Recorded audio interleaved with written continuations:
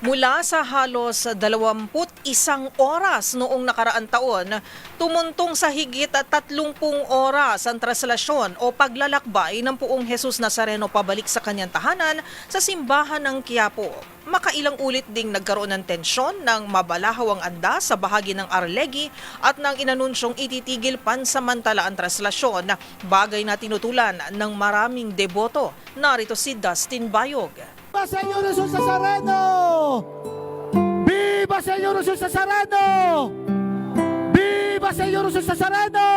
Tuwing 9 ng Enero ay pinakikita ng milyong-milyong Katolikong Pilipino ang kanilang masining pananampalataya at debosyon para sa Nuestro Padre Jesus Nazareno. At isa sa inabangan taon-taon ay ang pagbabalik nito sa Minor Basilica at National Shrine of Jesus Nazareno o mas kilala bilang Quiapo Church. Ang Traslasyon 2026 ay isang makasaysayan dahil ito ang pinakamaaga sa nakalipas na 20 dekada na siya ring pinakamahaba sa buong kasaysayan nito. Dakong alas 10:50 ng Sabado, formal na naibalik ang Jesus Nazareno sa Quiapo Church. Sa kabuuan inabot ito ng 30 oras, 50 minuto at 1 segundo, halos doble sa target ng pamunang na traslasyon na matapos ito sa loob ng 15 oras. Generally peaceful ang tugon dito ng Philippine National Police o PNP at sinabing mas palalakasin pa ang crowd management at medical coordination para sa susunod pang selebrasyon. Biyernes ng alas 4 ng umaga, formal ng mandar ang andas mula sa Quirino Grandstand na siyang pinakamaaga simula noong 2006.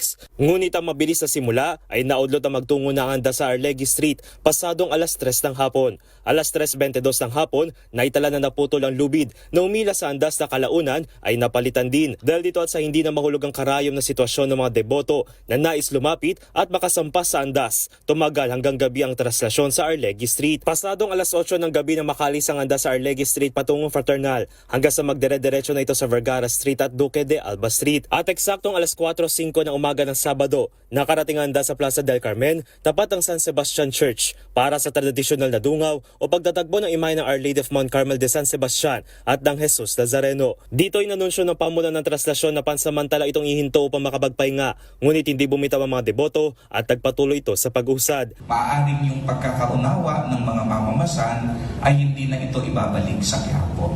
Kaya nagkaroon ng masidhing pagnanais sila na agawin yung dapat na ruta ng announcement na panandali ang ilalagay sa tahanan ng kanyang ina. Dahil nga masidhi ang pagnanais ng tao na maibalik sa Quiapo, ibinalik nila ang andas para magtuloy-tuloy sa original na ruta. Kalaunang inabot na ng umaga ang traslasyon, kung saan alas 8:30 ng umaga ay nakaliko na ito ng Quezon Boulevard. Inabot hanggang alas 10:40 ang andas bago makarating ito sa Plaza Miranda. Dito na nagdire-diretso ang andas patungo sa Quiapo Church at may balik ang Jesus Nazareno sa eksaktong alas 10:50 ng umaga. Batay naman sa pinal na datos ng PNP, Quiapo Church at Manila LGU, umabot ang higit 9 milyong debotong nakiisa sa kabuuang pista ng Jesus Nazareno. At sa kasamaang palad, 4 dito ang kumpirmadong nasawi kabilang isang photojournalist na isang publikasyon na si Armelito Son. Habang abot ang mas higit 1,700 ang naitalang kinailangan ng medical emergencies. Para sa MBC TV Network News, ito si Dustin Bayog ng DZRH TV.